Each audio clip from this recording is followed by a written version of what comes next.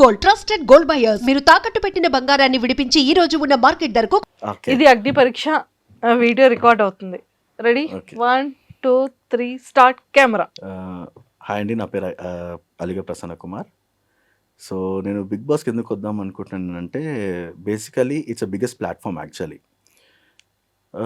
So అంటే నేను ఇక్కడ కూర్చొని మోటివేట్ చేయడం కంటే నాకు ఒక పెద్ద ప్లాట్ఫామ్ ఉంటే నేను ఇంకా మోటివేట్ చేయవచ్చు అందరినీ. అండ్ ఇంకో బెస్ట్ థింగ్ ఏంటంటే, పీపుల్ విల్ నో అసలు లైఫ్ని అన్ని ఉన్నా కూడా, అంటే ఎంత చిన్న పెద్ద విషయాలు ఉన్నా కూడా యూ కెన్ సాఫీగా సాగిపోయే జీవితాన్ని కాంప్లికేట్ చేసుకోవద్దు అనేది ఒక పాయింట్.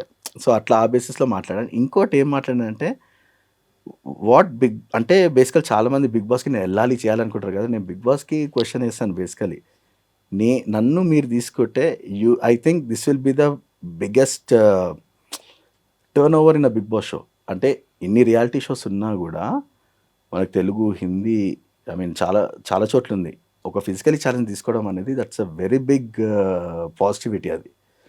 సో అట్లాంటి పర్సన్ నేను. I can give whatever other contestants give అని అట్లా రివర్స్లో I spoke to them and they loved it actually.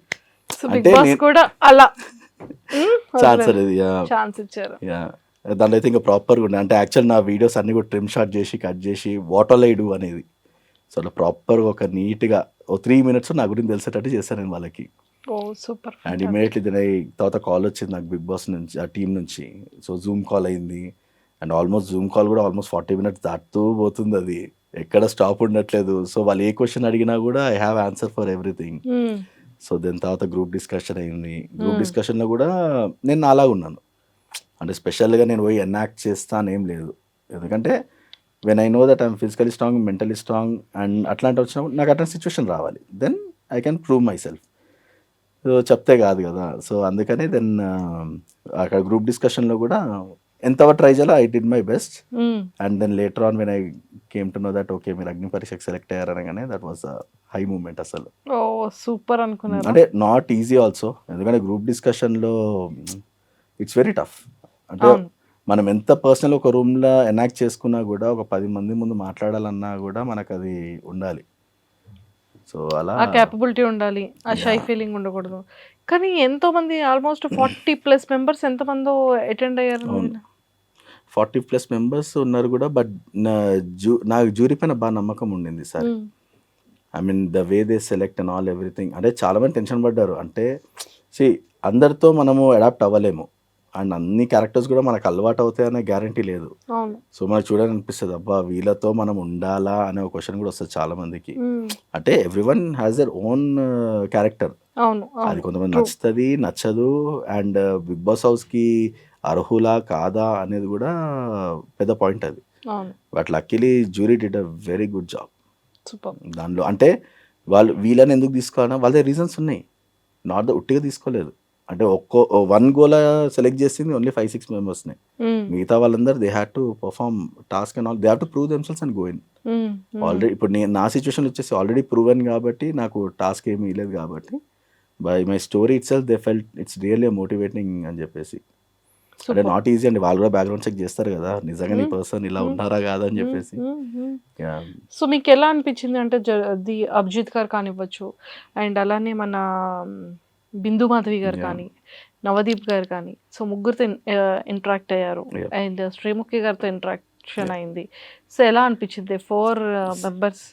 So నేను లోపలికి వెళ్ళక ముందు సిచ్యువేషన్ ఎలా ఉందో నాకు తెలియదు. నేను ఎంటర్ అవ్వగానే దే వాజ్ అంటే ఇప్పుడు ఒక నార్మల్ పర్సన్గానే ఎంటర్ అయ్యాను నేను. దీని తర్వాత నా ఇంట్రొడక్షన్ ఇచ్చుకొని నేను ఇది అని చెప్పాక నవదీప్ గారు అడుగుతారు ఏంటి ఇది బ్లేడ్ రన్నింగ్ అంటే ఏందని చెప్పినప్పుడు లెగ్ చూపిస్తాను నేను. దెన్ నవదీప్ వాజ్ అక్కడ ఉన్న హోల్ ఎన్వైరన్మెంట్ మొత్తం చేంజ్ అయిపోయింది మూడంతా. అసలు ఏంది ఒక పర్సన్ ఇన్ని చెయ్యొచ్చా అని చెప్పేసి ఒక క్వశ్చన్ మాకు అందరికి. అండ్ లిటరలీ ఫస్ట్ నవదీప్ గారే ఇంప్రెస్ అయ్యారు. I think he said it was the fastest green signal. అదంత పెద్ద నాకు యాక్చువల్లీ అప్పటి వరకు కొంచెం నర్వస్ ఫీల్ అయి ఉండే, కానీ వెన్ నవదీప్ గారు కొంచెం ఎంకరేజ్మెంట్ ఇవ్వగానే ఇక అందుకుని చూడండి అసలు ఫైర్ అంతే. అబ్బా అసలు ఐ మీన్ ఎట్లున్న మూడు కూడా it was on a high. అసలు ఆ moment then Abhijeet got impress. అంటే నా గురించి చెప్పుకుంటా పోతే ఇంకా పోతూనే ఉంది అది. So there is no end to that. ఎందుకంటే రియల్ లైఫ్ ఎక్స్పీరియన్స్ కాబట్టి ఆబ్వియస్లీ వాళ్ళకు కూడా ఇంట్రెస్ట్ ఉంటుంది చేద్దామని. అండ్ ఓవరాల్ అందరికంటే కూడా నవదీప్ గారు బాగా ఎక్సైటెడ్ ఉండే నా మీద. ఏదైనా చేస్తాడు, హీ విల్ డూ సంథింగ్ అని చెప్పేసి. He was the one who told me you have to be in the house, I wish that అని చెప్పారు కదా. Super. Those are pleasant words. ఎన్నో కిలోమీటర్స్ కూడా మీరు ఎస్. అది ఎలా అండి? ఎలా చేశారు? ఎక్కడి నుంచి ఎక్కడ స్టార్ట్ చేసి ఎక్కడ ఎండ్ చేశారు? సో ఇది మ్యారథానా లేకపోతే బైక్ రైడింగా? Bike riding. So bike riding, so I'm the physically challenge first person to do from Kanyakumari to Kashmir 100 అవర్స్లో. కన్యాకుమారి టు కాశ్మీర్ 100 అవర్స్లో ఆ టైంలో కదా? I think 2022 23.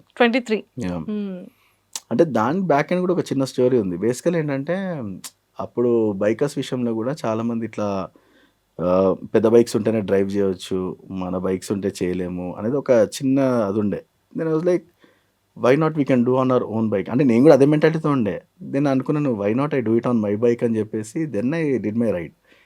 సో అది as unexpected and things and all went very well. So 100 అవర్స్లో complete చేస్తుంది Kanyakumari to Kashmir. It was a dream ride actually. ప్రతి biker ఉండే గ్రేటెస్ట్ థింగ్.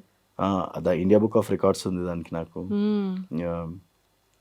అండ్ బైక్ రైడ్తో పాటు ఇంకా వేరే థింగ్స్ మీరు చాలా టాలెంట్స్ చేశారు కదా. ఒకటి బైక్ రైడ్స్ ఉన్నాయి, మ్యారథాన్స్ ఉన్నాయి. సో 5 కిలోమీటర్ మ్యారథాన్ ఉంది and 10 kilometre marathons 3 to 4 times చేశాను. అండ్ 21 కిలోమీటర్స్ మన లోక్మత్ ఉంది కదా న్యూస్ పేపర్, దానికి బ్రాండ్ అంబాసిడర్ ఉండే. So and apart from that javelin throw state player ఉండే నేను. యా, వరంగల్లో అయిన దానిలో I was a participant there. Bronze medal వచ్చింది అక్కడ. So that is one. మరి అది కాక హార్స్ రైడింగ్ చేస్తాను. యా, సో హార్స్ని లిటరలీ నాకౌట్స్ అంటారు కదా, లేపి జంప్ చేపి అట్లాంటివి. అమ్మో, యా, అసలు హార్స్ మన మాట వినాలి అంటే దాన్ని చాలా ప్యాంపరింగ్ చేయాలి కదా. కార్ కానీ బైక్ కానీ ఎన్నో కిలోమీటర్స్.